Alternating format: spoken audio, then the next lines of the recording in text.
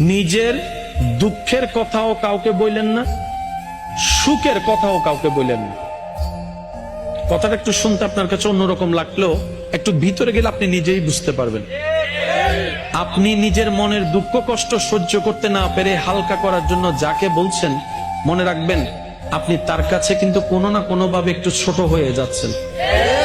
এমনও হতে পারে আপনার দুঃখের সে কথাগুলা আপনার সামনে অভিনয় করে যে আপনাকে বুঝ দিয়েছে, সে পিছনে আপনার সেই দুঃখের কথা নিয়ে হাসি ঠাট্টা করতেও দ্বিধাবোধ করে না, এমন অনেক মানুষ আছে।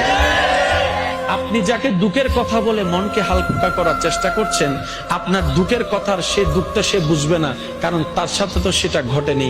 সেজন্য আপনাকে 3 মাস 4 মাস 3 বছর পরও হয়তো আঙ্গুল তুলে দেখাই দিতে পারে, সেই কথাটার কথা দিয়ে খোঁটা দিতে পারে। কথা বলেন ঠিক না?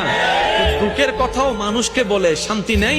এবার আপনি বলবেন ভাইয়া সুখের কথা কেন বলবো না? আমি বলি কি ভাই, দুঃখের কথা শোনালে যেরকম মানুষ দাম দেয় না, সুখের কথা শোনালে মানুষ বদনজর লাগাইয়া সেটাও নষ্ট করে দেয়।